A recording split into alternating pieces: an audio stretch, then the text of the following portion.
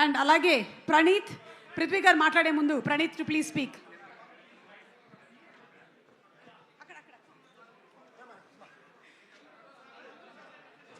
ముందుగా sir very good evening sir.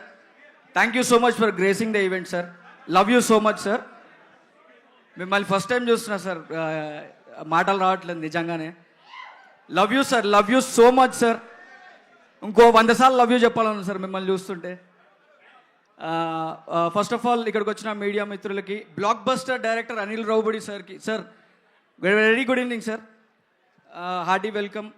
And ఇక్కడ పిచ్చేసిన పెద్దవాళ్ళందరికీ, మా co actors Abhimanyu sir, Kamakshi, 30 years Prithvi sir, and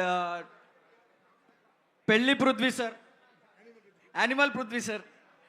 so media మిత్రులకి అందరికీ very good evening. So first of all thank you so much సావు సార్కి and Archana ma'am for giving me this opportunity. And Ram అన్న, thank you so much, చాలా మంచి opportunity. Thank you so much for giving me this opportunity. And విశ్వక్సేన్కి thanks చెప్పండి నేను, ఎందుకంటే బాగోదు, నాకు దేవుడిచ్చిన బ్రదర్.